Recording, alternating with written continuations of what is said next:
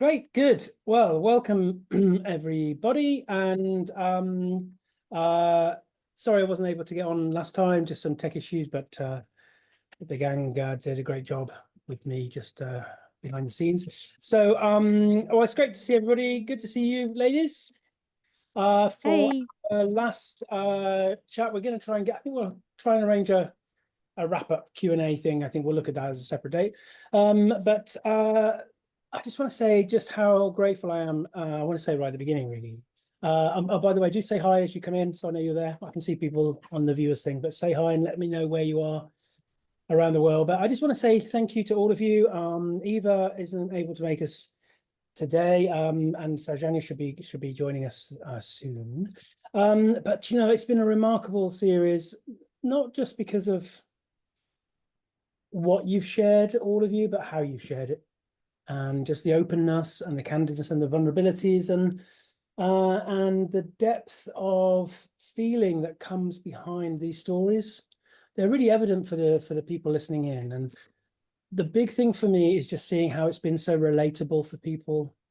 They haven't seen it as being something over there. They've seen it as something in here.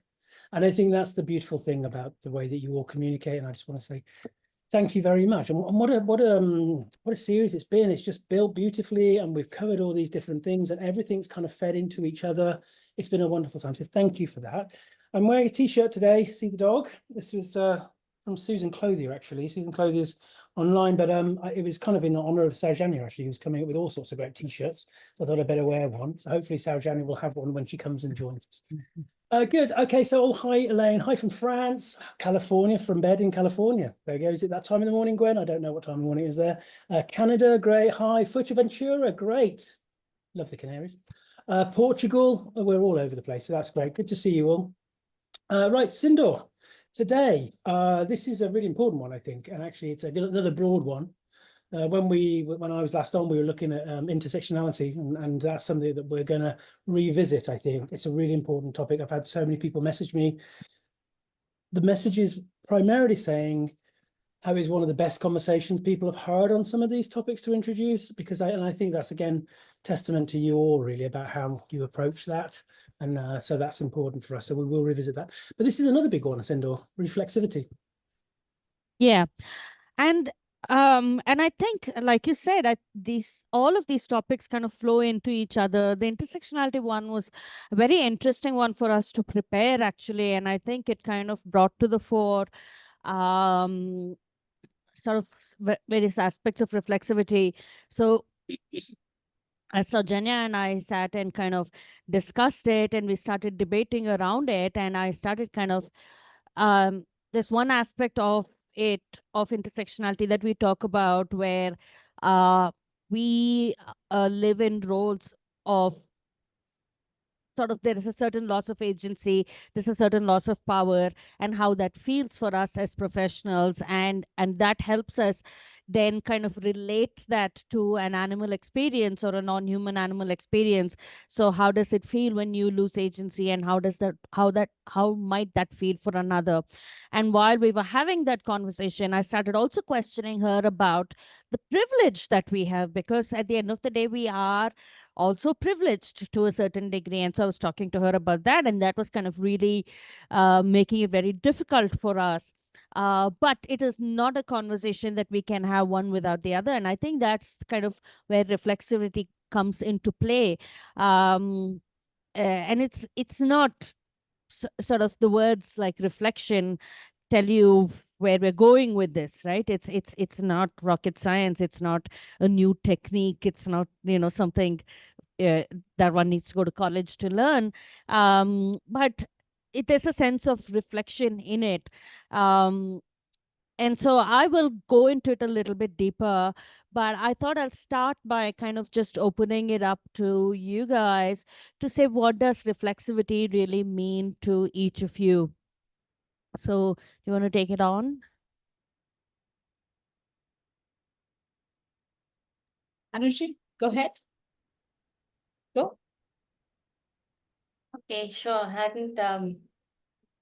was like, I'm going to let Surabhi take this one first. But no, I'm happy to. So I think this is, I think, the hardest part with the whole BHARCS way, right? It's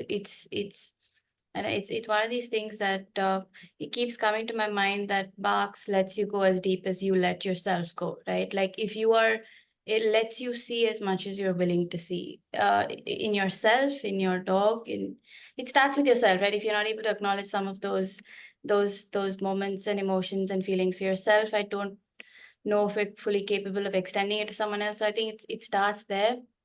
And I think for me, it was very, very hard, because there's a lot of guilt that also comes with it, right? Because when you stop and you start to actually start thinking about these things, there's two things that happen. You also start to understand the unfairness of a lot of things that may have happened to you. But you also start to understand that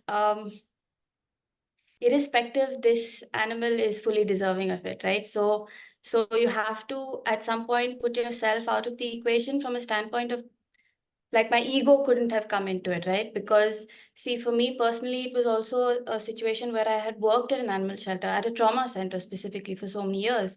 So it also comes with that ego of, at least for me personally, of, hey, okay, you don't know everything, you can't know everything, and it's okay to stop and say, hey, I actually don't know how to do this, I need help. And I feel like it starts there, to be able to do that. And I think BHARCS really makes it easy. It makes it, because I think for me personally, it's very hard for me to reach out to ask for help, or seem vulnerable without feeling like I'm being judged. So I think it almost opens up that space to say, hey, we're just talking about it, right? We're saying this is okay to do. Because if you're not able to get through it, it's important to understand that you're not going to enable a better space for the dog who might be going through something like that, right? If you're not allowing yourself to feel it, then how can you show up for someone else? So I think those were really hard pieces, because it also, you have to relearn. And in that moment, it feels so hard. It felt like I was just like, oh, every time I have to make like in those moments where I have to make a decision, it's going to be that hard for me to make a decision, right? But as you go through and you start learning these ways, I can't tell you how much easier it is for me to respond better now, right? But if in those moments, in those couple of years, it is hard to sort of pause and say, okay, I don't know how to do this. I'm not doing a good job. It's really hard. I've made a lot of mistakes. I remember in one of the, when I did the CE 101, the first question that I remember asking, and I just, obviously for so many reasons, but I remember asking Sindhoor, hey, is there a way that you can apologize to a dog and they understand it? And she said, that's a really good question. And we talked about it. And the way that she responded to me in that moment was, she didn't pretend to know the answer, which a lot of people will try and do, which will, just make this so definitive for the dog. She was like, we just had a discussion around it, and, talked about possibilities, right? And what you could do. So I think it's also just not being so narrow-minded of, this is it, like, I know, and this is just how it should be.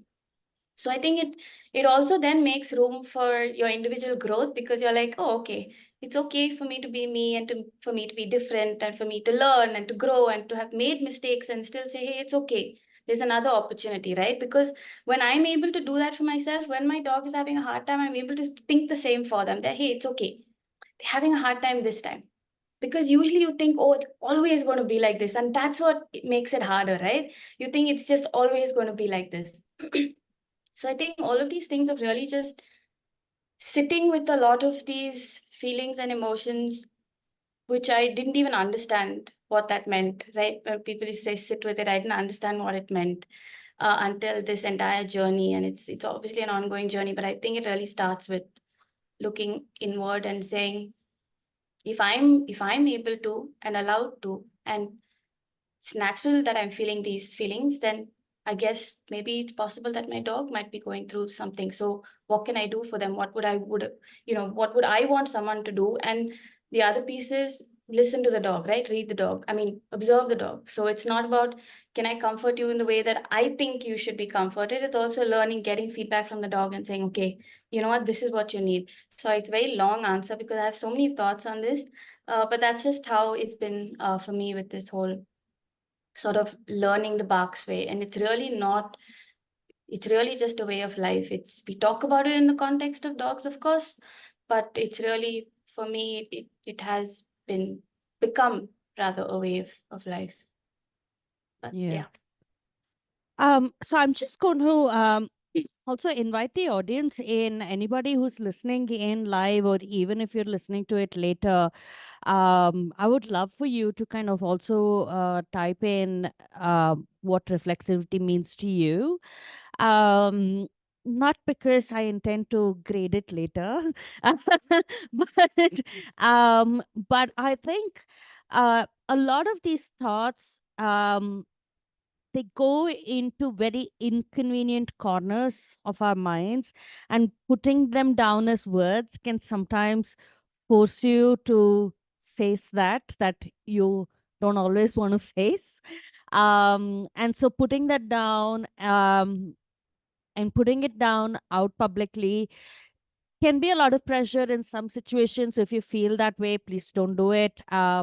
It's definitely, I'm not inviting you to have a breakdown and a meltdown here. That's not it. But if you feel ready for it, and if you feel ready for it, putting it out there can, and I do this in my workshops as well, as ask people, you don't have to write an essay down. You could write 1 or 2 words down on what reflexivity means to you, and then come back and looking at it can really help you on your own journey. It's really about you. It's not about, I mean, everything that we say here is really about you, not about us. We're not standing on a pedestal and kind of talking down about it. And that's also kind of part of reflexivity. So yeah, Surabhi, do you want to add something? And then maybe I'll put Andy on the spot. Yeah, I think for me, I think reflexivity, and I think Sindhoor, you touched a little bit upon it, is about both having the capacity to be reflective and flexible at the same time, right? And I think both things can be challenging depending on where you are in your journey. But I think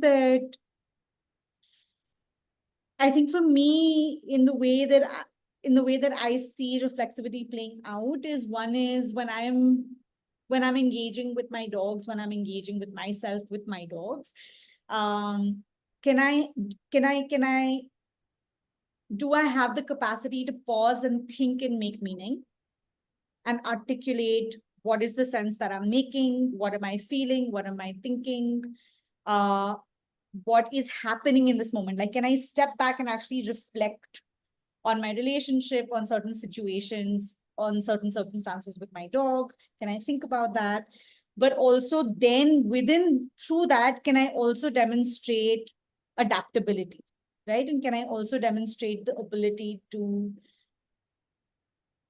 be flexible, right? And so I think a really good example is, and I see this happen like so often when we talk about this with clients, where let's say we're talking about the importance of sniffing, or we're talking about the importance of chewing for dogs, right? And so often it'll happen that when clients are engaging with it, they'll find that something about that is not working for them, right? And they'll come back saying, this is not working. But to me, the reflexivity, and a great example of reflexivity in that moment is to say, okay, hey, what about this is not working, right? And what do I need to shift, or what do I need to change about the environment, about what I'm doing with my dog, about the way that I'm offering something to my dog, for this to actually have the benefits that I know that this has, right? And to me, that's a really simple example of what that reflexivity could potentially look like. And then you amplify that to other aspects of your relationship, to the more difficult parts of your relationship. And I think it starts off as a way for us to understand our dogs, but I do think that it has become a way for me to also understand myself. And I think what's been really interesting, like in the last couple of weeks, for example, and as Anushree was talking, like it suddenly hit me that, oh, this is what was happening. Like I've been really struggling with the idea of like bringing home another dog. And I have gone like back and forth about it, like in my own head, and in therapy. And I think that like I have really good reasons to bring home a dog, but I also have really good reasons to not bring home a dog. And to me, that oscillation is also a great example of reflexivity, right? Because it's allowing me to not be dogmatic about certain things. It's allowing me to hold space for what am I feeling, what am I thinking, what is coming up for me, and responding to those in the moment as well. As opposed to saying, okay, I'm feeling, thinking, making sense about something, but no, this is a fine line, I cannot do anything about it. And so I feel like that's also the way that I think reflexivity is played out for me personally. Yeah. And I think what you say, right, in terms of holding space for this, I think it comes with something that Anushree just touched upon as well, the idea of being non-judgmental. So I think a important part of reflexivity is the non-judgmental part towards yourself. And oh my God, we're terrible at that, right?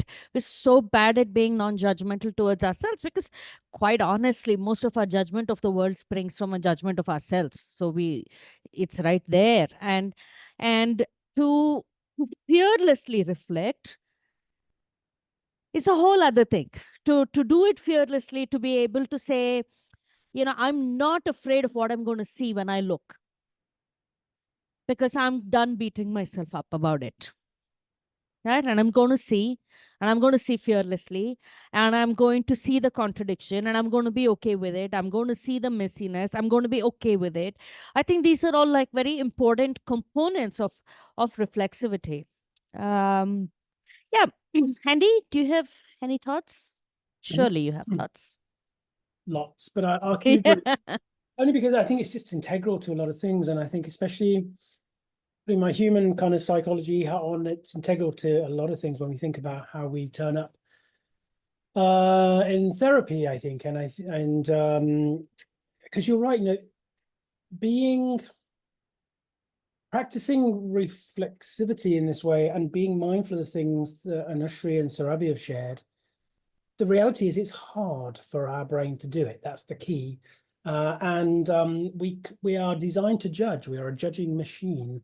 I've often said in talks, really, for me, there's only two types of behavior: the behavior we judge in others and the behavior we do ourselves. And when you understand the two things there, everything falls into place. And so we can't not judge, but we can change our relationship. And that's what reflexivity is about for me. It's changing our relationship with different things, allowing ourselves chances to reassess, to think about things. If we're thinking, well, this is my perception, it's a case of how accurate is that, especially when I'm considering the narratives that are put into my brain about self from others, but also about what I'm considering about you or the dog or another. And actually, this is something that is very much a part of the pinnacle for me of human development and existence. It's easy to be the judgy. It's easy to have that drive our response.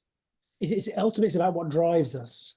Actually, to be mindful, to be compassionate, to be available, to take that breath, that is the ultimate form of our evolution. And yet that is what sadly a lot in society want us to, oh, you're snowflakes, you're woke, you're this, you're the other. So actually the point is it's hard. So that's my point on it. And I think it's very important for us, especially as professionals or as caregivers, when we are intimately involved in the life of another sentient being that needs so much, actually, we have to allow ourselves to be as aware as we can. And that's bypassing a lot of those initial instant judgments that are often founded on the thinnest of information, and sometimes just because of how it made us feel initially. And this is why I love the word "and" in this stuff, because my dog's pissing me off right now, and I can take a breath and think, okay, that's how I'm feeling, and I need to change my relationship with that, but I do need to think about those needs there as well. So that's just my thought on it. But the main point there is it is difficult and challenging, and we have to work at it. It's just hard. Yeah, 100%. It is difficult. Oh my goodness, it is so hard. And I think a lot of these kind of meditative practices revolve around this. And I think one of the things that I have learned through doing this is Not so much about, and I think there's a mistake a lot of us make, which is combined reflexivity with action. And I think that can be problematic because we can get very paralyzed with the actions that we have to take coming, that's a downstream effect of reflexivity. So reflexivity was kind of really nicely discussed in my classes in my college, where somebody said, we all live in a bubble. And if we have to learn about another, we have to get out of the bubble. And I don't think reflexivity is that, because I think reflexivity is kind of step one, and we don't realize that there is something that happens before getting out of bubbles, which is recognizing that you live in the bubble, right? Recognizing your bubble. So reflexivity is really about saying, I live in a bubble and I'm recognizing it. And I don't plan to get out of this bubble anytime soon, but I will still recognize it. And that has extraordinary power in it, because it is you then getting comfortable with the spaces that you're in, and you're realizing, okay, just because I recognize the bubble doesn't mean I have to get out of it, which means I can more fearlessly recognize it, right? I can do this more fearlessly. I can recognize, just because I recognize that I have this privilege and this power over my dog doesn't mean I have to immediately relinquish it. I'm still going to hold on to it. I'm still going to exercise the power, but I'm going to be aware of it. Just because today I don't feel like I like my dog doesn't mean I have to beat myself up and go pray 100 times or whatever it is that you do. I don't have to do that. I can say I feel like I don't like my dog and end it. That's it. It ends there. And so I think it is the mind kind of looking back upon itself, but with a very, yeah, I'll see you, I recognize you, and I'm okay with it. And I think that is like immensely powerful, right? You start doing that to yourself, and then you realize, okay, is there really anything worth getting all upset and, curled up about? Like, you can look at everything and say, yes, I recognize this. This is not such a great thing, but I'm okay with it for the time being. The truth is that everybody who's on this call and everybody who's probably going to listen in have these amazing moral radars, and you're never going to be okay with moral injustice. At some point, you're going to act.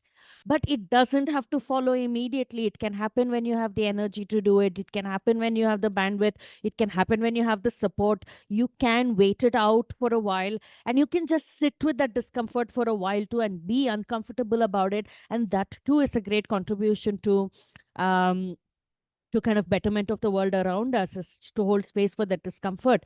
But when you take away the mandate to act on the other side of reflexivity, you say, this is the bubble I'm in, this is the power that I have, this is the knowledge that I seem to have gathered, but it has come from bad practices. I used to work in a shelter all this time, and I picked up all these skills, and they're not so great, but I don't have to change it today. I can change it tomorrow. I can change it day after. I can change it when I feel strong enough for it. So I think reflexivity, people can get very scared and afraid about it because they feel like they need to immediately turn around and start flogging themselves on what they find. And then the other interesting thing I also find about reflexivity, which I'd love to get you guys' take on it, is when I ask students to be reflective, they automatically assume that it's be self-critical. But reflexivity is not necessarily about self-criticism. And especially with many of us, the way we've been brought up, a lot of women in particular, I have to send them back and say, can you now go and find some good things about yourself and find a few nice things to say about yourself and what you did right about the dog? Because you're not an abuser. You've turned up here, you're doing back bed. You, I know, are a great human being. You're great with dogs. Don't discount that. And being aware of that too, being aware of your your power, right? Your goodness and your power and the change you can affect, being aware of that shimmering light around you also is reflexivity. What are your thoughts? Yeah, I agree. I was actually thinking of this time when I first rescued Sindhoor, and I remember I sent the video in of how I was trying to get him because he was attacking people in the kennel, but I had to get him out to get him out of that space. And I remember you and I watched that video And I thought I did a great job because I got him out without getting bitten, and I thought that was a great job, right? And the way that you and I discussed it after that, the way when we watched the video, it didn't even feel at that point that it was critique. It was, oh, okay. So in my head, it was like, I know now what I should not be doing the next time around. Because when you start to be open to the idea of just listening to what the dog's actually saying, that I'm actually uncomfortable. And if you are okay with the idea that a dog, despite you thinking that you're doing everything right, a dog is saying, actually, no, I'm not comfortable. And you have to be okay with the idea of saying, okay, maybe I actually don't know how to even do a basic, simple thing like calling the dog over. It's okay to do that, right? Because it's okay to start today because you're still better than, like, your dog is still going to get to experience that better side of this relationship, right? So I think that was the learning for me, which was, it doesn't matter. Like, I used to feel so bad, like, oh my God, I never used to do this for my dog, and I used to do that for my dog. But then simultaneously, like, okay, but I can do it now. And when you make these small changes, you don't realize how deeply it impacts the quality of their life, right? Because for us, they're small things. But when you understand, the crux of it is, hey, I just want to be heard. You understand the depth that carries and the heaviness that carries and the meaning that carries for any living being. I think it makes the process, not process, the journey easier for both. Like, because it's there, it's like they're not here to just help me live my journey, or like, it's their individual journey also. So I also have to be able to account for that. So I think it's, Yeah. that's one piece that I Yeah. learned. And that's interesting because I feel the same. Like, I approached designing backbed with a very similar approach, which was very quickly when I started doing backbed, I started realizing I am attracting pretty awesome students coming in, which means that they're going to be better than me very quickly. And I'm not going to be able to really lecture to people who are going to be able to turn around and give me uh, you're it's one against many. You're going to be on top of science a lot more. You're going to have more subjective opinions that are interesting. And so accepting that it's okay that I'm not going to know that much. I'm going to design a course which is going to be okay with me not knowing that much, and with students actually bringing in information. And so I think reflexivity in that sense can also be very liberating, right? It can really give you the license to say I don't know. Like, if you actually factor it and plan it in, it becomes so comfortable and convenient to say I don't know. But also it comes from a place of confidence, I suppose. Surabhi, any thoughts to add? Yeah, I think when you were talking, I was thinking about like some of the things that a lot of us are also conditioned to do and be. And again, I don't know whether this is universal, whether this is cultural, but I think one of the things I was definitely thinking about was in response to when you ask people to be reflective, there is an assumption that we're asking them to shed light on things that they need to do better or things that they Yeah. need to improve, Yeah. versus reflective is a very neutral word, right? Yeah. It's just asking you to think very holistically about everything. And it's just asking you to think about what you're feeling and thinking and seeing, and that's about it. But I think there is that conditioning that kicks in that says, oh, I must think only about the things that are critical or need development or improvement. And I think a part of the struggle with building reflective practices, I think, is also that, is the taking that we're constantly then thinking about what we need to better. And that's a Yeah. lot of work. That's a lot Yeah. of effort, right? Yeah. I think that's something that I was thinking about. And then I was also thinking about this holding, like sitting with the discomfort that comes with, or awareness, new awareness that comes with reflexivity, and the the the ability to delay action, right? And I think that again, for a lot of us, we're wired, and very interestingly, we're wired in a very like fix it mindset. So you become Yeah. aware of something and you have to fix it. Yeah. right? You cannot, it cannot be something where you're sitting with discomfort, right? And Yeah. and I think what you said was such a great example, because I remember when I started teaching in low income government schools, I suddenly became obviously very, very aware of inequity, of privilege, of Yeah. so many different things. And one of my very natural responses, and this response was shared by a lot of others, was to reduce the dissonance, was to say, I don't need XYZ things, or I need to cut down on certain things that seem exorbitant to me. And I need to put myself in my students' shoes, and I need to think about what is privilege and how do I sort of, come back to living very scarcely, right? Like almost wanting to share their poverty. Yeah. It seemed like that was the way to sort of reduce that discomfort. I think it took Yeah. a while for me to be in the system to recognize that, one, being aware of your privilege, but also being aware of how you use that privilege, Yeah. right? And what you make of it. Yeah. And I think just like the complexity of that, right? Which is, you can be privileged and still do that kind of work. You don't have Yeah. to shed that privilege, or to even say, for example, and again, going back to, I think, a couple of conversations before, which is just being aware of what, let's say, a certain privilege affords to you, right? And I Yeah. think just holding space for that, 100%, it's uncomfortable. You just sit with it. Yeah. But it does not have to follow with action. It does not have to come down to a path where you're trying to sort of balance the stakes across the board. Yeah. And this is not something that we're discussing for the first time here. We've discussed it in the context of dogs, right? Which is, don't fix it. Don't rush into fixing things. We don't have to have this fix it culture. And we can extend that kindness towards ourselves too, to say that everything that we see, that we recognize that is problematic, that doesn't sit right with our value system, doesn't have to be fixed immediately. There is actually value in sitting with it for a little bit longer, and maybe even asking, where does my value system come from? And for all you know, at the end of it, if you go deep down enough into that tunnel, you might realize, okay, I'm not fixing myself. I'm getting rid of that value system because I don't like it. Right? That might kind of be the end goal of that journey too, right? And so, and that is only going to happen when we give ourselves the space to sit with it. Don't rush into changing things very quickly. Be okay with it for a while. And and I think that being okay with it, there are times when I have kind of told my friend, you know, she, oh, how do you say this and then do this, right?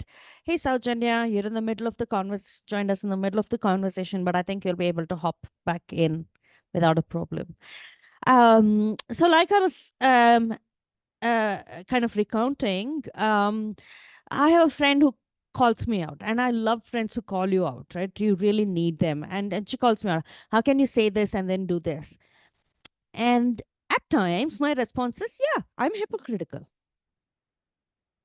And I am.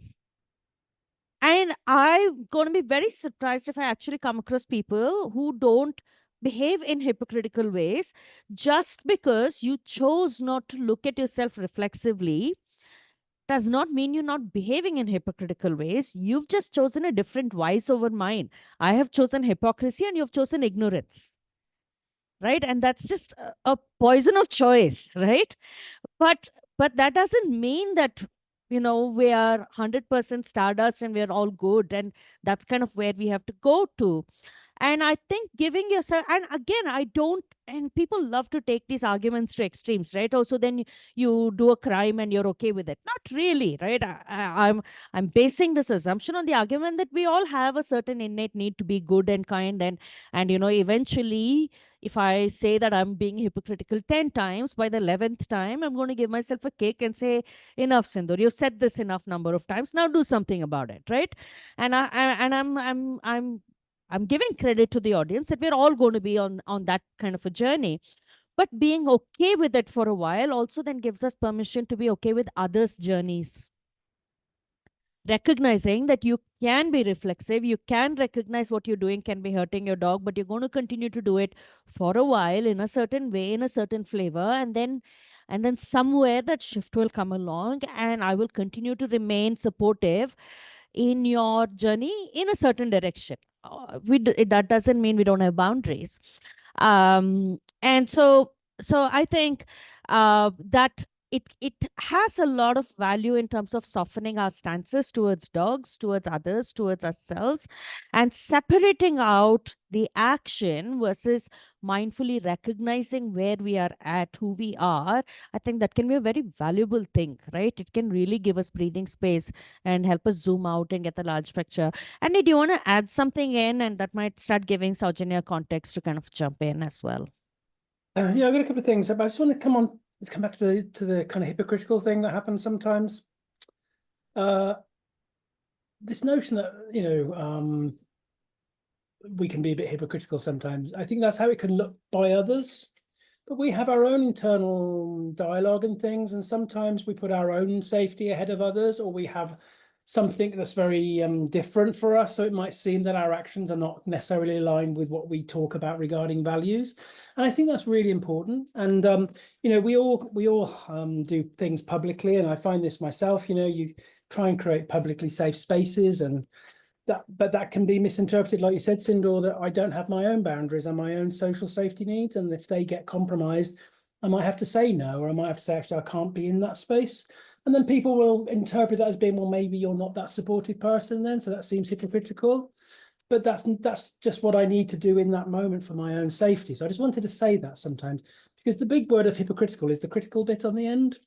Yeah. But the big thing that ties that is this notion of self-awareness. And both Anushree and Surabhi and yourself, a word that kept coming up a lot, and this is what it's about for me.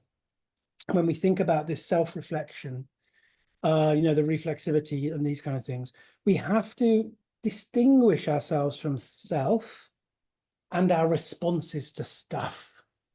Self should stay separate, because we shouldn't be looking backwards as a reflection of self. We should be looking backwards about experiences and inputs regarding, you know, especially belief systems, because most of what we believe about the world around us is put in quite young and has absolutely no fact to it other than somebody told us. So these things do need reappraising at times. And you mentioned earlier, Surabhi, about guilt that comes up. And it's one of the big things that we see with our clients, of course, when we support their awareness of things and they feel guilt. And like, I know I keep saying it, but it's really important that we have to keep coming back to this notion of recognizing all feelings are valid. It's our relationship with them, and always thinking about what drives my response and what purpose does that response have? What purpose does it have? Because that starts to allow us to be more mindful about these things. So I think that's just what I wanted to share on that. Yeah, Especially with sorry. guilt, by the way. I was just going to say, especially with guilt, because it's our relationship with those feelings. I think I might have mentioned this before, but for anybody who hasn't heard it, it's important, because if we allow guilt to connect us to the past, I wish I hadn't used that tool on my dog now, because I realize my dog's in pain and my dog's stressed, and I wish I hadn't done that, then it eats away at us. But if we sit with that really uncomfortable feeling, that really deep visceral feeling that we've learned something important, and recognize that's something that can be positive to help drive my response moving forwards, we break that chain to the past, you know. So it is about our relationship and our responses. That's all. Just especially with guilt, this is a big one. Yeah, and you know, quite honestly, I think that the whole guilt thing can have its sort of the antidote to it also within reflexivity. So I think it's a bit of a journey in it, because you go back and you're saying, oh, I did this and it was terrible on dogs, right? And I'm feeling really guilty about it. Great. And you know, that's one part of the journey. But then sit with it longer. There's more to come. You know, this reminds me of back in the day when I used to do wine tasting, and this guy would be like, oh yeah, that's the first smell that comes, but then what comes after, and I'm like, dude, it's just alcohol and more alcohol. But regardless, if you sat with it and longer, it starts revealing more about you. For instance, the fact that you're feeling guilt about having caused pain to somebody says something about you. And it says something quite lovely about you, right? That you're willing to make yourself feel that that discomfort. It says who you are in this battle, which side of the battle you're choosing to be on. It says that at the cost of discomfort to yourself, you still want to do right. And it tells you something about your values, and there is something freeing there, right? And then you ask yourself more questions. Why did I not realize that the dog was going to be in pain? Why did I not arrive at that decision earlier?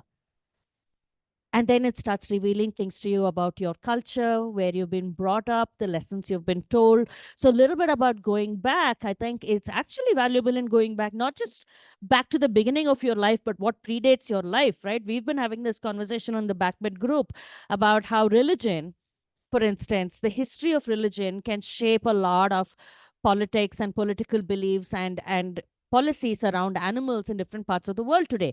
We want to believe that our science and our politics is free of religion, but the truth is they're just so entangled so deeply. And a lot of things that we believe is objective science or hard, just, hard-nosed, rational-based laws can actually be very heavily embedded in religion. So going back and figuring out, oh, I thought I'm a non-religious person and I thought this is an objective point of view. And here I am suddenly spewing something which is seeped in some religion that was born in some other part of the world. Right? Or for that matter, ideas about colonization, ideas born out of colonization, ideas born out of the way we've been treated as women and we've been asked to live as women. For instance, the idea that, oh, I am uncomfortable that I caused pain for somebody, so I'm a good person. I am uncomfortable. So does that mean goodness to you means self-flagellation? Does that mean that goodness to you is, reflected to you and you're reminded of your goodness when you feel bad for others? Where is that coming from? And I think that is the true work of reflexivity. And it's such a long journey, right? It's like it's a very long journey to go down. And there's so much cognitive dissonance that one is going to come across on that journey. And a lot of times that the rules that we have up for dogs, right? We say, I'm very kind with my dogs, but I just have one rule in my house. Where is that rule coming from? I don't want to call myself a pet parent. I don't want to call myself so and so. I want to call myself so and so. Where is that coming from? And asking those questions, where is that coming from? Okay, you figured out where it's coming from. Why is it still sticking? You know where it came from, but why is it still sticking? Why is it still bothering you? Why is it still there? You have these rules around a well-behaved dog. Where is that coming from? And when we spoke about this in our workshop, and they came in and we thought we were going to be talking about dogs, and here she's talking about politics and whatnot, and quoting philosophers. But this is the study of the history, and in the more reflexive you get, you start realizing and recognizing, and goes back. And I listened to a really amazing podcast on exercise, and I'll talk about that in a second. But Sowjanya, welcome. Tell us. Thank you. What do you think about reflexivity? What are your thoughts on reflexivity? I think I'll tell you my first and then the most recent, exposure to reflexivity. The first was obviously during Backbed, and then the idea that we can never make mistakes, and that the idea of failure, the fact that we need to get everything right all the time, is so instilled in us. And the fact that you said you go and make mistakes, I don't want you to do the right things because you're not going to learn.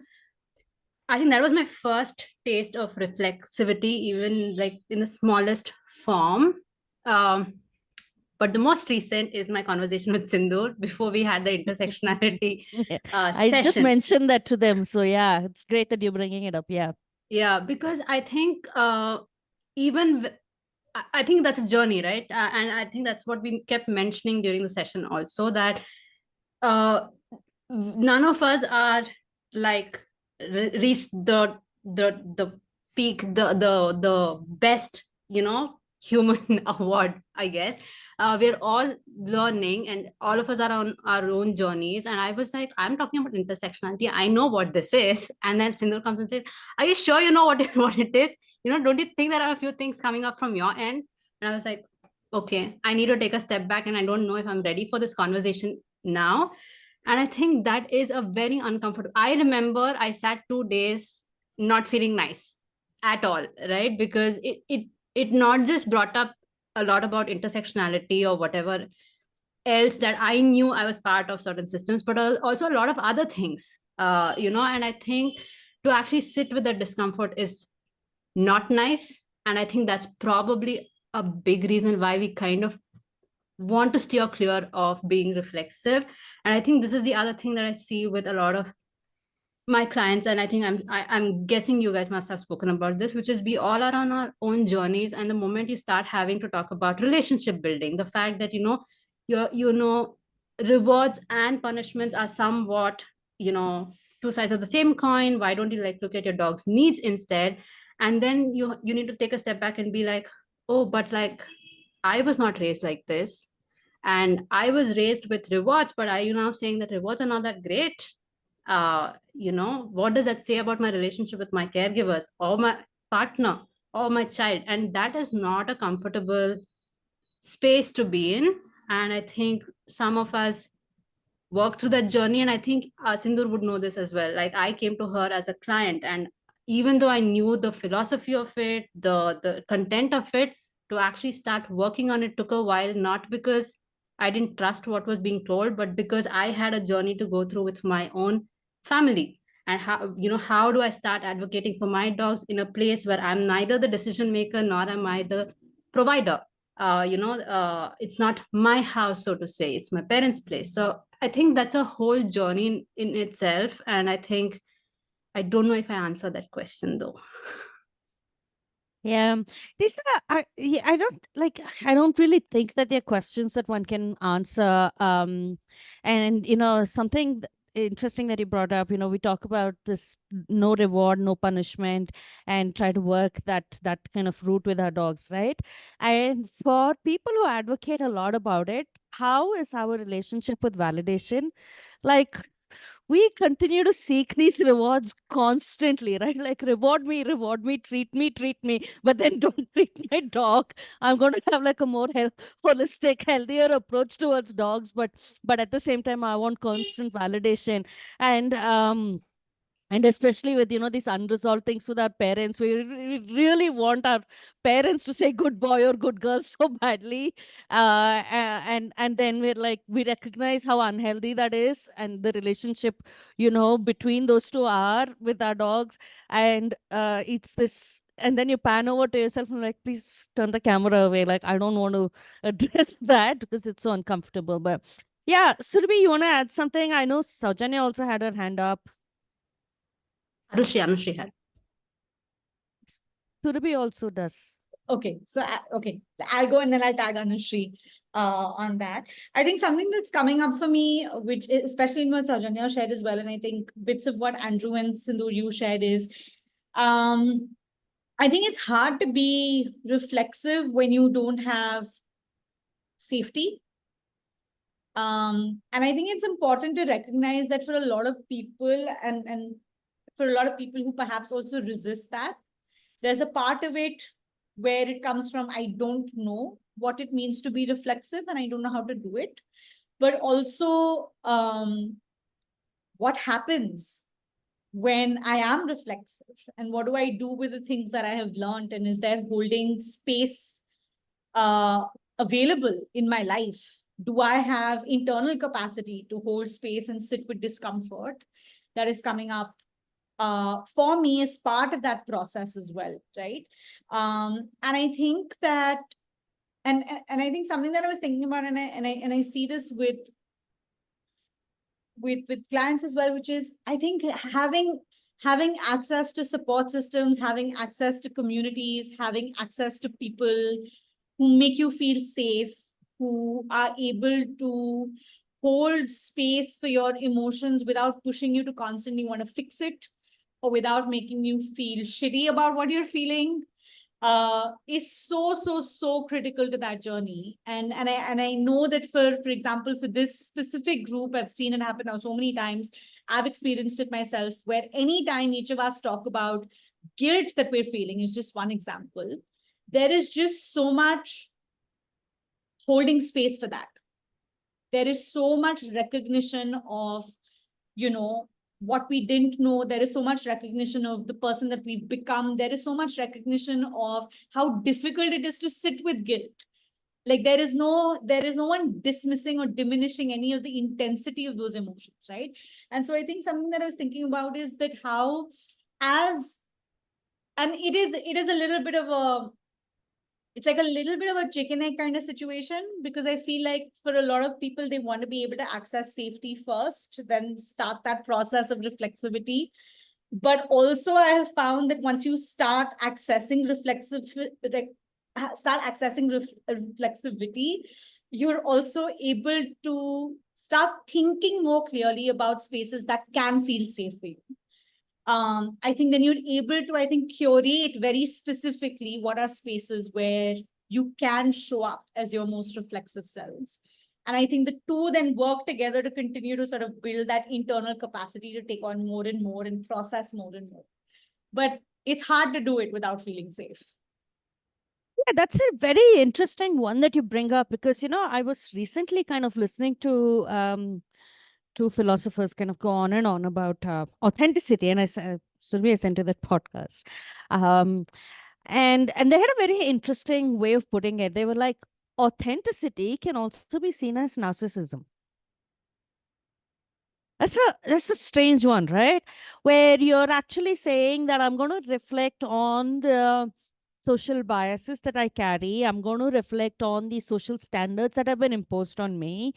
And I see that a lot with dogs, right? A lot of times the rules that we impose on our dogs are really an extension of the rules that we feel have been imposed on ourselves. If I feel the pressure that I have to present myself a certain way, all, you know, perfect, and then I'm going to feel that pressure with how I present with my dog.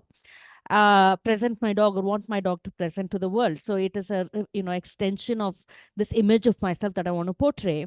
And then here we come in and say, hey, no, let's be authentic, right? Don't present a certain veneer, present yourself. And in kind of presenting yourself, is it possible that you are now kind of defying all social rules, you're defying all these social standards and saying, hey, I'm going to be myself?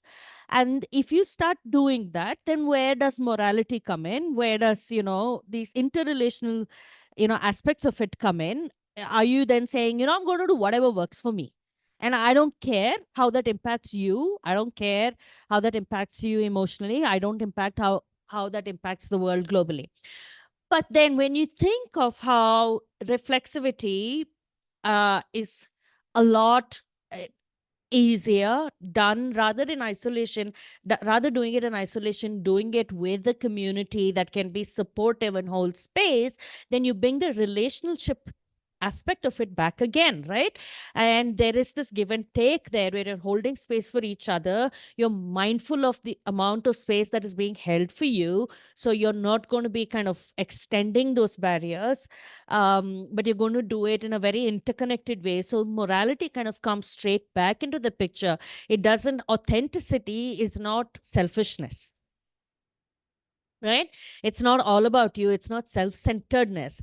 I think authenticity, in order to be authentic while being social creatures, also means finding that kind of circle for you that can hold space for you to be authentic, not punish you for it. But at the same time, you recognizing what was done for you and giving back, and kind of, yeah, I think that there's a really nice relational aspect to it. Okay.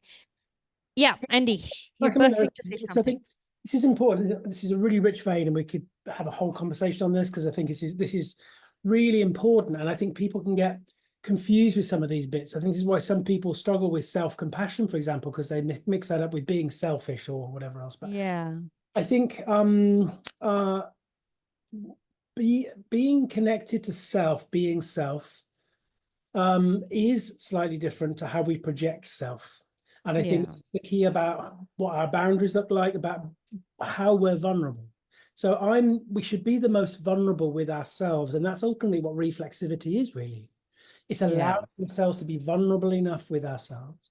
And then, so for example, I'm the most vulnerable, other than with myself, with my husband. So Kieran knows me better than anybody because I can be myself. I can have those two things. But we all kind of mask, we all kind of think about things, but also when we think about the wider thing of being a social species, social cooperation, social interactions rely upon us to be mindful of other, and thinking about those bits. And the thing about boundaries for me aren't just about what we let in, but what we decide to let out. So I think we can navigate those things and separate them slightly. I just thought I'd throw that. Yeah. And you bring up an interesting point about sort of social structures and organizations that remind us to be mindful of others. And I think that is so front, right, and central to a lot of the way we work, that can actually get in the way of reflexivity to a great extent, even with our dogs, right? So we don't really want to explore our relationships. Here is an invitation to be reflexive, but you are asking me to do something that at a very fundamental core level I believe is just wrong and immoral, which is to go against the rules of society. And I know I've dealt with people for who a moral uh, a moral superior is defined not by the process of rational thought, but by the process of everybody says this is right and therefore it's right. And therefore, by doing that, I am doing right. And I'm doing it at much inconvenience to me. So I'm not taking the easy route out. So I'm doing this difficult thing because it is right, because everybody else says it is right. And here you are traipsing in and asking me to like unpack all of that, right? And fundamentally sever that relationship of what the others are saying and then go into, I'm going to look.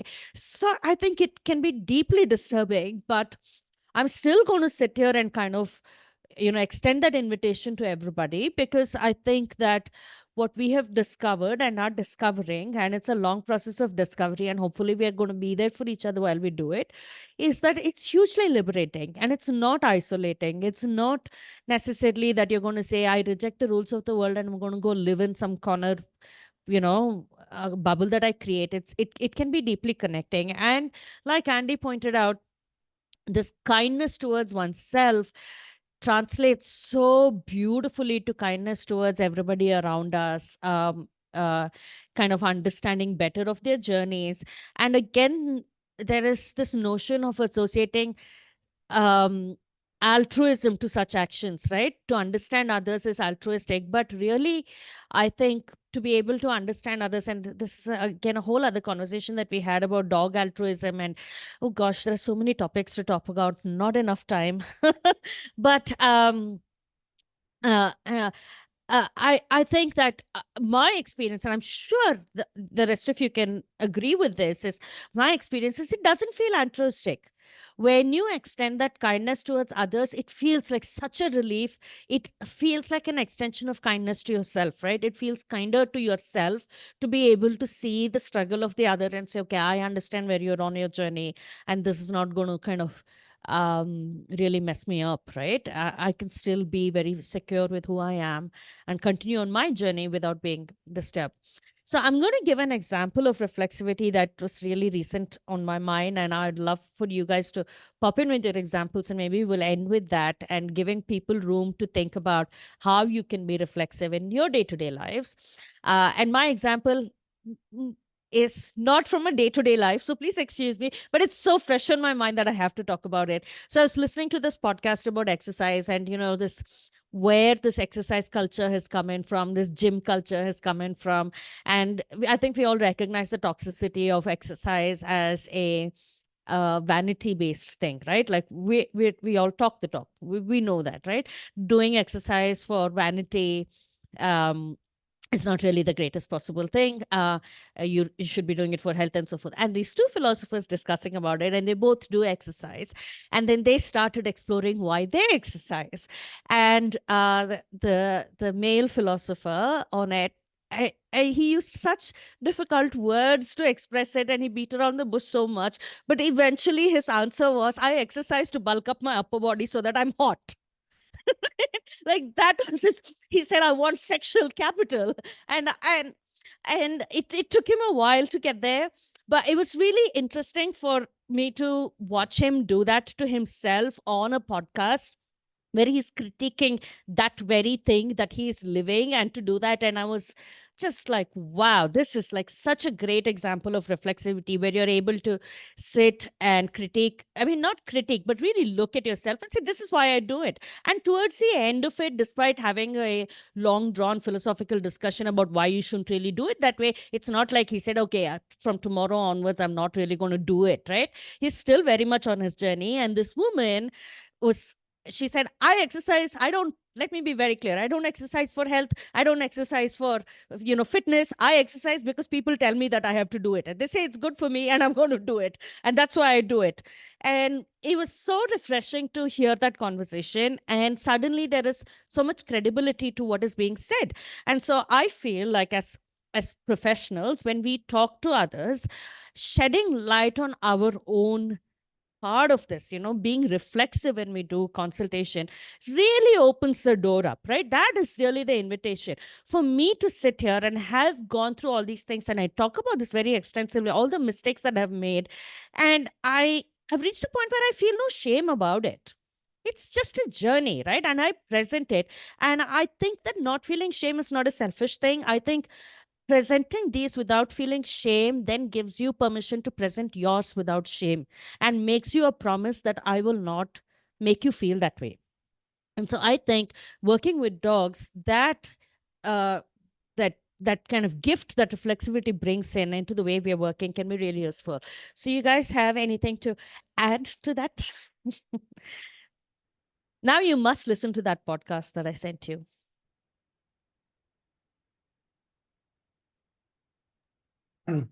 I'll just pop in there and I think giving ourselves time, often we're pre-programmed, I think, with a lot of stuff, especially when we're young, not just about the world around us, but our own versions of self. And that takes time to look at those layers. And I've shared quite widely on various platforms about my own breakdown and my own drug addiction and things. And because, like you say, I won't feel shame for that. It's just, and that's one of the big antidotes to shame, is being vulnerable. And sadly, people, shame is about judgment, whether it's self-judgment or others seeking to pronounce their own judgment when they don't even know your lived experience. And I think one of the things for me that I think about, which really came out after I had, when I went through recovery and went through different things, and then when it was meeting Kieran was you said, Surabhi, about safety. It is about safety, finding safety, a return to safety. It was Kieran who gave me the chance to finish the job that I started with my therapist, really, that kind of exploration of self. And I realized that, I do everything for everybody, but I wouldn't have others do for me. And that sounds amazing. What a wonderful thing, but why? And I realized it was about control. The same reasons I took drugs. It was about control. When my trauma was a story of having control taken away. And these kind of big, I feel quite emotional thing about it, only because these are important, aren't they? And you see all these things. I was speaking to someone recently who was talking about, I really value my own company and all that. And I think, and we're thinking, why? Why is that actually? And actually, when you look at these things, quite often it's because of a fear of rejection. It's a fear of other things. So actually, there's a power, like you say, Sindhoor, to this. It's a powerful, and it takes time. And there are some bits, even for me, that I'm not ready to go there even now yet. But it will come when it's ready, and we can't force it. I just wanted to throw that in. That's my own reflexivity journey, really, I think. Yeah. Thank you. Thank you for sharing that. These reflexive journeys are like so, they're such a gift, aren't they? And every time somebody decides to share it, it's just, there's so much there. And you're thinking about it, like, oh yeah, like I can feel that. I can feel that within me. And yeah. Sowjanya? Yeah, I was just thinking about, I think with reflexive journeys, I don't know if you guys have spoken about it. This is a disclaimer I'm going to say for everything that I'm going to bring up today. But I feel like we reach a point of, I know this, but like I don't know where to go from here. Like I don't know where do I go from here. And I think that's a very uncomfortable situation. For example, I think the current political situation that is happening in America, I don't know how I feel about it. Right? It's it's not complicated, but I feel very, very divided about it. And I know that no matter what choice I make, of course my choice doesn't matter, but like no matter what choice I make, it's not not a comfortable choice for me. And I think the moment I reach that point, now I'm like, I don't know, what do I do from here? What does it say about me, my moral values, and what does it say about, like, if I make a choice, what does it say about me? And that makes me very uncomfortable. And I think that is probably one of the reasons why reflexivity is hard, and it's very hard to do it alone. And I think the other thing that came up for me when Andrew was talking was, um, I find it very hard to reach out for help too. And I find it very hard to trust people. I find it very hard to like build a community that I can completely and very comfortably rely on. And I think the moment you start asking questions on where does that come from, even if I can point out where does that come from, I don't know where to go from there, from that point on. And I think, which is why I think a lot of us just remain in a space of not wanting to be reflexive, of just living a life of not wanting to ask these uncomfortable questions.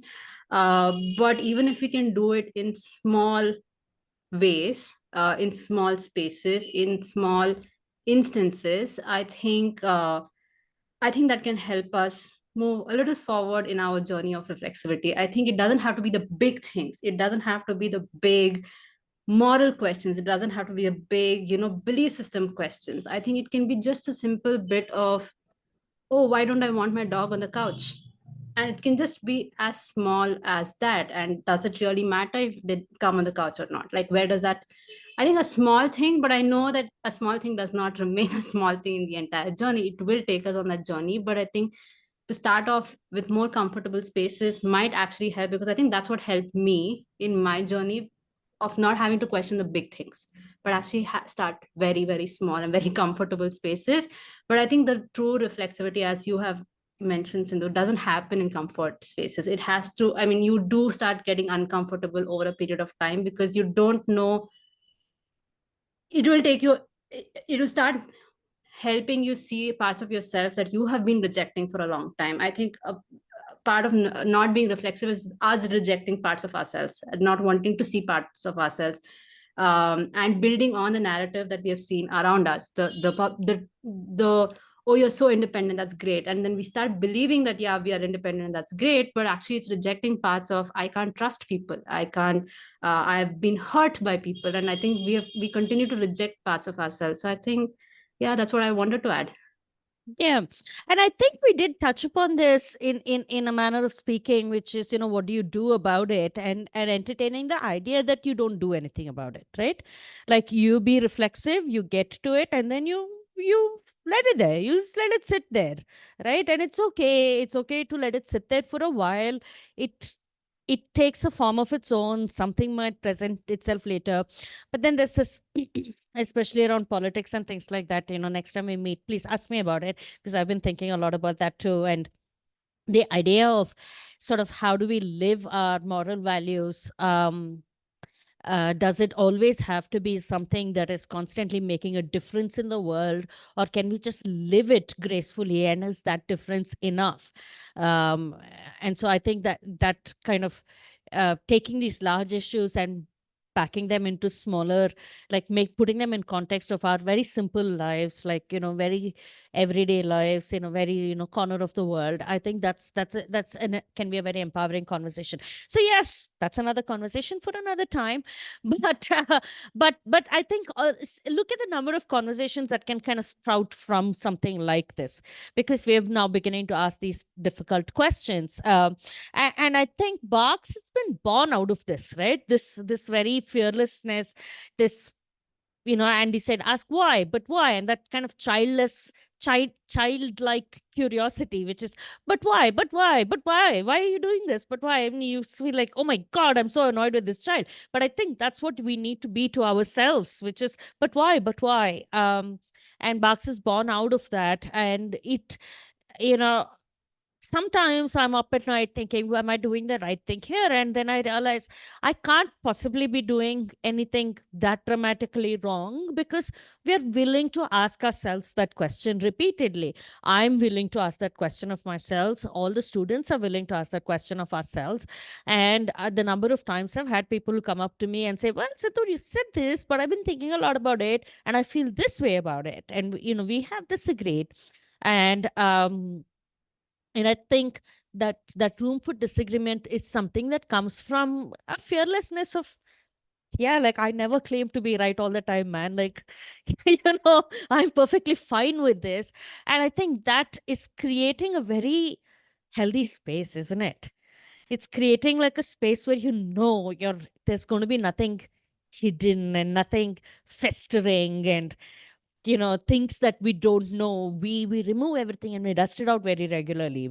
We do this thing. So yeah, Surabhi, Anushree, parting thoughts. Yesterday we had someone come home and they brought their dog over. So we tried for a few minutes with our dogs, but it was too much. So we put our dogs inside for a bit so that this guy could be outside.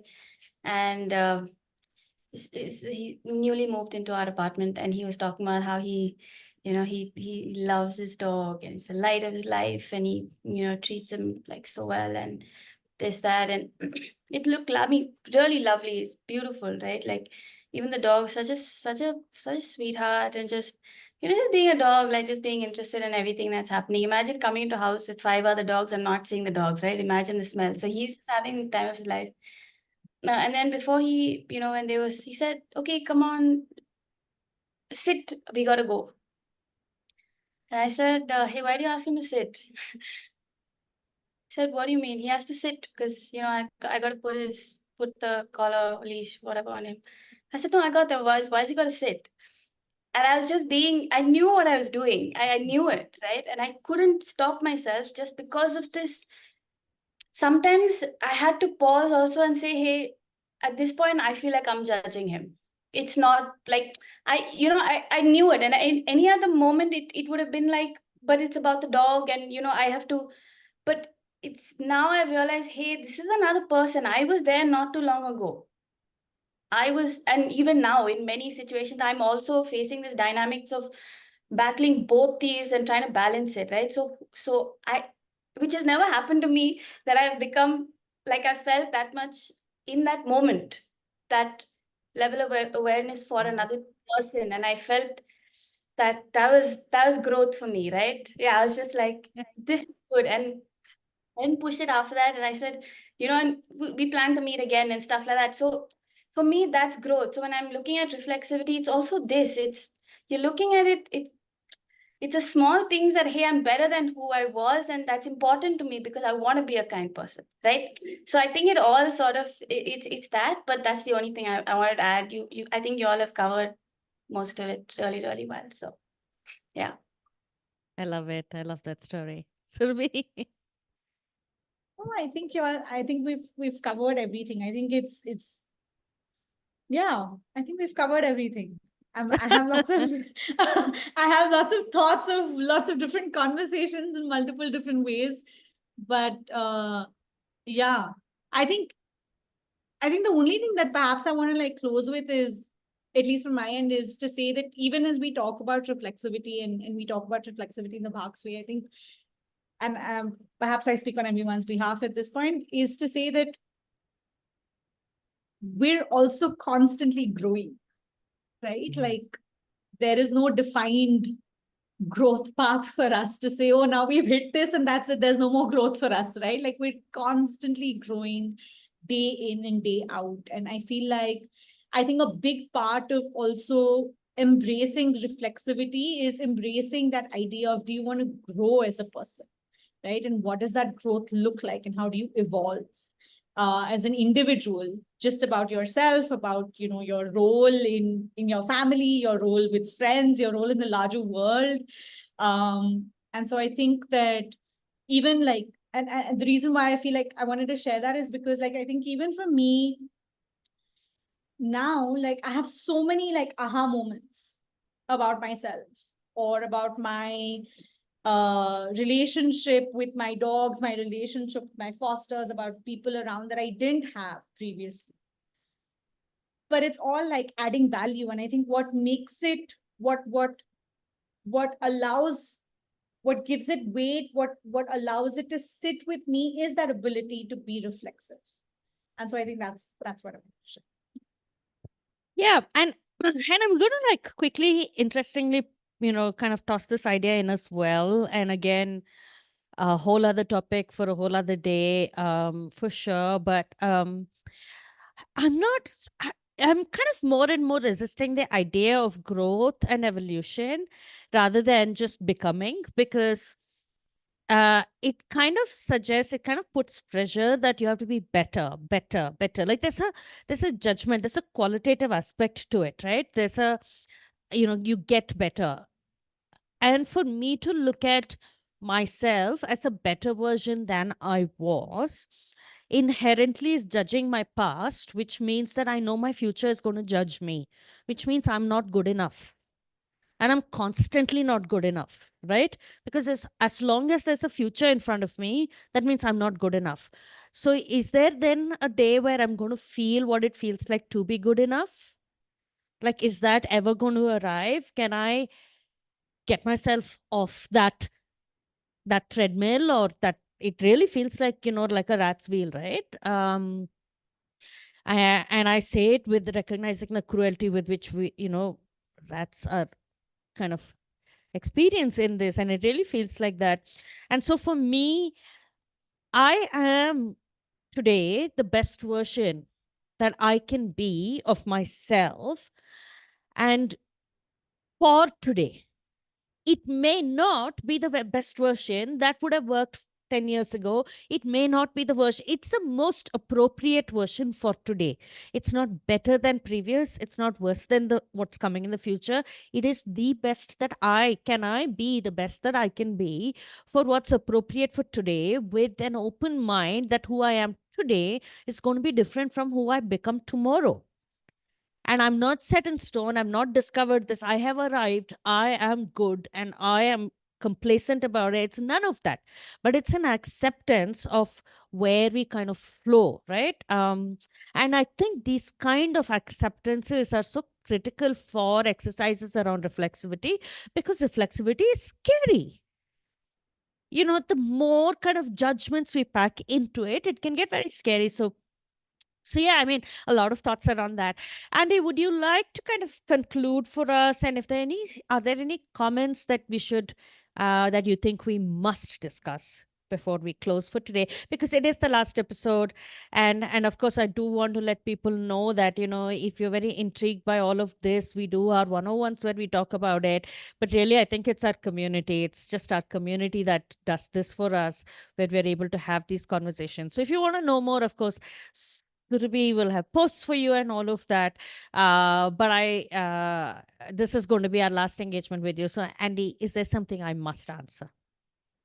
Well, I'd hope it isn't going to be our last engagement. For now. For now, because I think we should come back and let everybody know that it will be an open forum.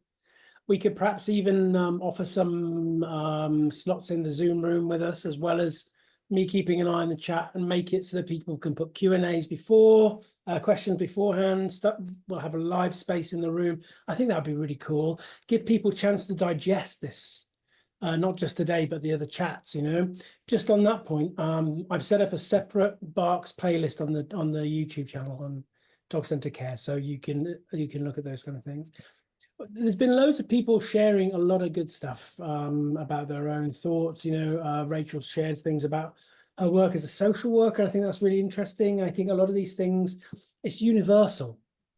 This is the point. Yeah. It's not specific. So so definitely, I think if we all have a look through those discussions in the chat today, and I think if we look at having that open mic kind of conversation, I think that would be great. It is really tricky, I think I love what you say there about becoming. It's almost part of also part of that is unbecoming, and I think it's a thing, and we have to accept self. Anybody who's listened in to, who's joined me on my emotional health workshops for professionals, we look at this notion of self versus more, because self has to be enough. It has to be, and that's what we have to actually learn, because that's really awkward and difficult to recognize. Our value of self is what changes. That's the problem. And I think within human psychology, we have this little construct, which is enough versus more. If you don't start from a place of enough, and then more is that kind of growth, if you want to use that word. I need sort of that, but as in what we build up for. If we don't start from enough, then the more means that it's never enough. That's the problem. So it is hard, though. It's very challenging, and there's a lot of things that are very difficult for us.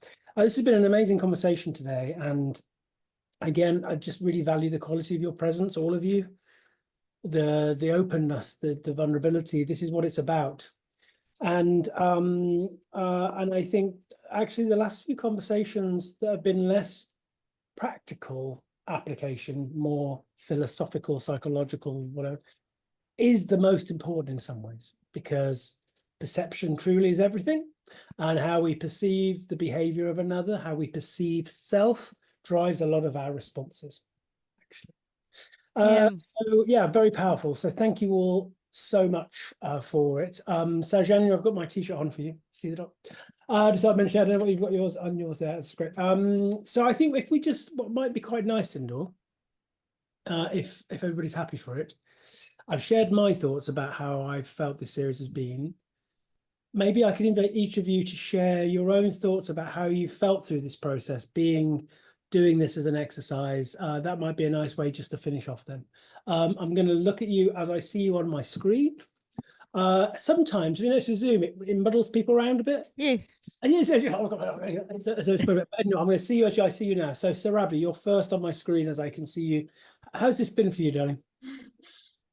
It's been amazing. I think it's the best of two worlds, right? Like talking to Sowjanya, Anushree, Sindhoor, Eva is anyway great, but talking to you is also great. And I think to be able to do that in the space, I think has just been really, really incredible. I also feel that, you know, for me personally, I feel like the last few months have just been like really difficult with both Luchi and Mutton passing, but that's also, I think, brought about like so much reflection and awareness about my own self and my relationship with them and my relationship with myself. And I feel like both the case study on Mutton, but also the conversations through and through in a really good way sort of gave me an opportunity to articulate some of what I was holding on to. So thank you so much for that opportunity as well. Yeah. Right. Thank you, Surabhi. Anushree, you're next on my screen. Honestly, I just came for the conversation.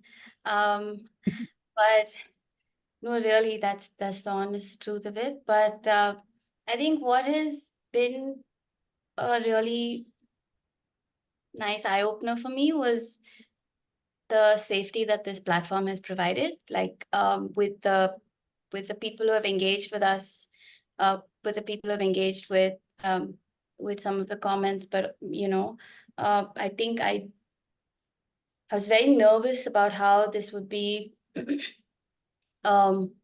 taken, and what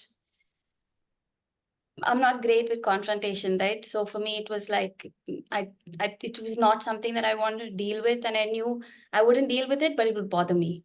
So I was like, do I even want to do this, right? But I was like Surabhi pointed out, like I can't miss out just chatting, like just being part of these conversations, right? For me, that was the driver. But just having this safe space that you've created, Andy, first of all, thank you for that. But everyone you have on that platform, everyone who's engaged with us, they're in such a good space to take this in the way that it's meant to be taken. A lot of times when we have these conversations, they are just not on the same wavelength, right? And there's so much room for misinterpretation there. But I feel like what I've seen through the series is everyone's come with such an open mind to say, hey, I'm willing to look at this just slightly differently if it means that it's going to better my relationship with my dog. And I thought that was pretty incredible. So yeah, I'm just grateful to even just be here, to be honest. Well, thank you. And we'd not really met before this series, and I've really valued your contributions. And this is what's so good for me as being. I know I am an honorary BHARCS lady. I know that, but coming in a little bit, you guys have so many conversations within the school, and that for me, it's been really powerful seeing the individualness that you've all brought and those stories, and your contributions have been amazing, Anushree, so thank you. And yes, thank you. I think Dogs into Care over the years, the vast majority of people on the platform, they're looking to keep learning. They're humble. Even people who've been here doing stuff in their own way, they're still prepared to come and learn and think about things and put those things through their own kind of filters. Sindhoor, you're technically next, but I'm going to come to Sowjanya because we'll finish with Sindhoor. I think that's only fair. Sowjanya. I think I resonate and echo whatever Surabhi and Anushree have mentioned, that it has been a safe space. But most importantly, I think it was an opportunity for all of us to just chat about things that we so passionately feel about and want to keep talking about. So I think I was meeting all of them on a video call here after a long time, because it was a long time since we all had connected before, the DocCC thing happened, the entire season. So I feel like, being reconnected with all of them and, having these conversations, and I think also learn through the process. I think, learning a little bit about, like, I remember in the initial few talks, we were talking about dogs, being a dog parent versus being like a companion or a partner.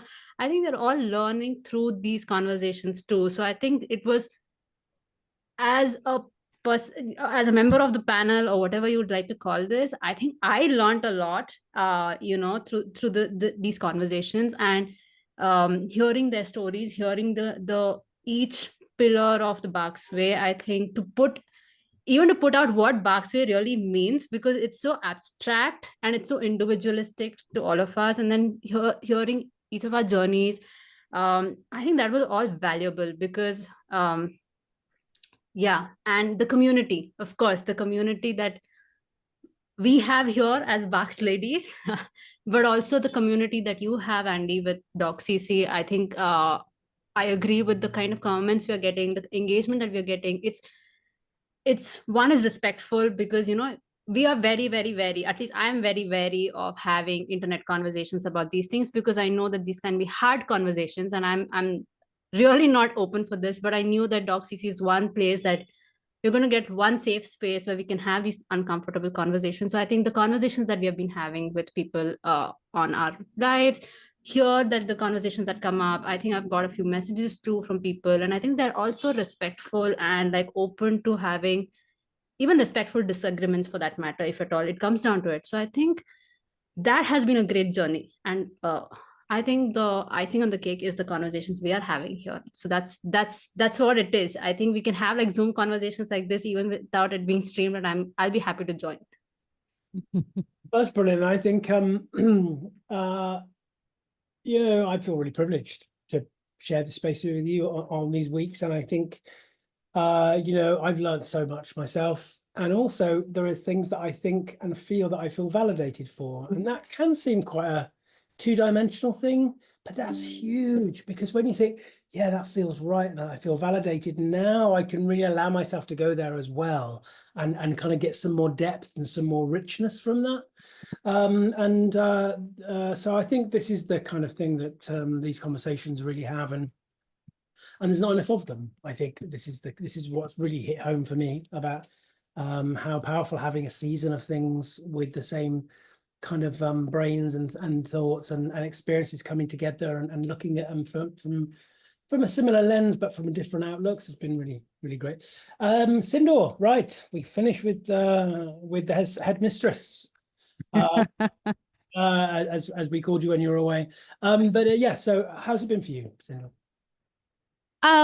Of course, I mean, it's been great. And I think sort of three things really stood out for me. One is it kind of really got me to appreciate again the this community that we have created, with the BHARCS graduates. I think it was a really interesting progression where we spoke about the BHARCS way, and then there were these case studies to show you the more practical applications of seemingly abstract ideas, and then going back into a deep dive of the theorizing around it, which is kind of shows you why it really needs to be tied together. It's not really go out there and work on the field and then sit in the classroom, theory and practicals kind of a thing. They're all kind of, it's about the way we live our lives, and to articulate that is very difficult. It really is very hard, and I think they've done a remarkable job, all of them. I didn't attend several of them in person, but then I got to catch up on live, and I was at the airport and I was listening to them, and I had tears in my eyes, and people were looking at me and I was like, don't look at me, but this is very special for me.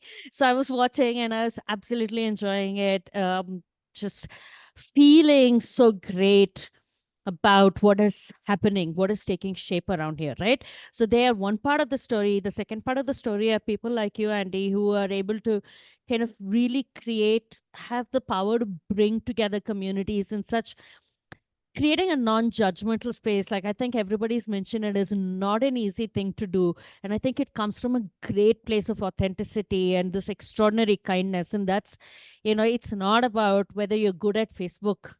That's not it, right?